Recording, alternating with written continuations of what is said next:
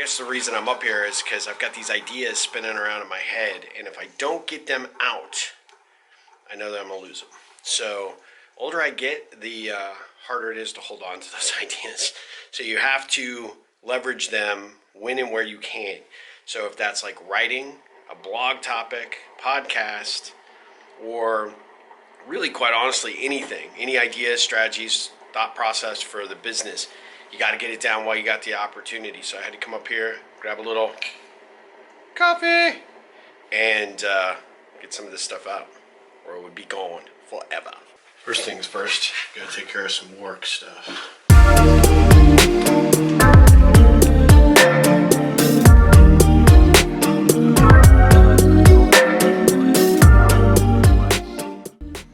This is my greatest shot. I don't know why I feel like I must be compelled to talk like a Russian. Yes, I recognize I have two different colored blues. My son will hate that, but it's red and it's red.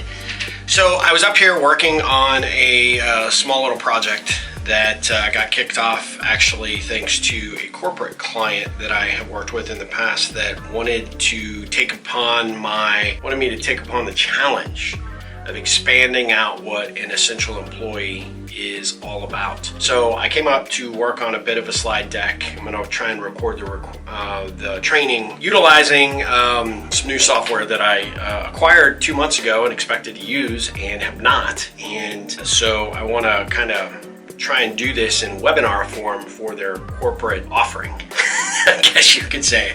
It was kind of interesting. This video that I did, I think last week, released this week, about being an essential employee if you're lucky enough to have a job, if you are in currently a position where you're being paid to work from home, how it's not all fun and games and that you need to take it serious. I saw a few people just over the last couple of weeks, one specific I called out in video, but several people that I know now that have really struggled with their attitude and perspective about working from home and kind of played it up like it was kind of a staycation, vacation kind of thing. Why am I coloring so weird? Focus here, man. Anyway, they were, I'm using my little Sony point and shoot, whatever it is, instead of my major camera. Probably not a good idea. I'll probably get beat up by my son for doing it.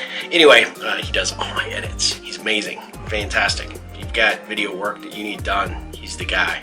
Anyway, I've seen several people making mistakes, kind of gaming it up about working from home, kind of joking around. So I made a video about it to remind people that if you're lucky enough to have a job, that you really should focus your energy on making sure that you are putting in the time and the effort to continue to be an essential employee for that company so that you can continue to get paid. And lo and behold, the guy that kind of kicked off this whole post lost his job because he was gaming it up. And then I've seen two other people that I know really well sort of doing the same thing, didn't have an opportunity to tell them or to send them my video, both found out that they've been laid off this week. And I have to think, I don't know, there could be all sorts of extenuating circumstances as to why you get laid off during this period of time, but I have to believe that if you are showing up, doing a great job, working your ass off, taking care of business, adding value when and where you can, that when they start making a list of people who are considered non-essential, you may or may not be that person that's on that list. In fact, if you are in those other categories delivering, my guess is that you will not be. My hope is. But when you're kind of playing around and joking about taking off at 1, and this is great that you can, take a conference call in your underwear and you're putting that out on social, that impacts you.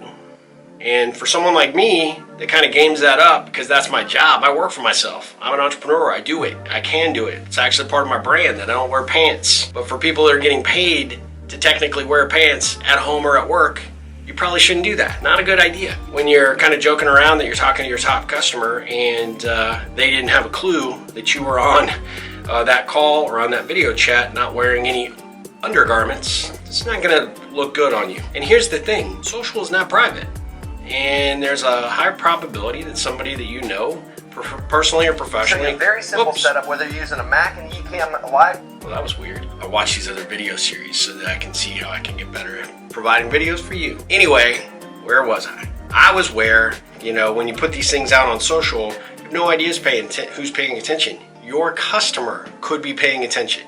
Your boss could be paying attention. Or your arch rival at work who wants your job because they think you are a slacker could be paying attention and utilize that to forward either directly or secretly over to your boss, who, as you can imagine, when they see this is how you handle my best customer, the one that we depend on for our revenue and our reliability right now, for our ability to pay you, and you are playing it up and then making a joke of that online? No bueno. R2 would say, no cool, no cool. If R2 could talk, he cannot talk. But I digress. So that's what I'm up kind of doing, and working on a training program for a client that said they could utilize that video and the message behind it if I could build it out a little bit. So I'm kind of exploring that and just kind of seeing, and I don't know if I'll make it available for free.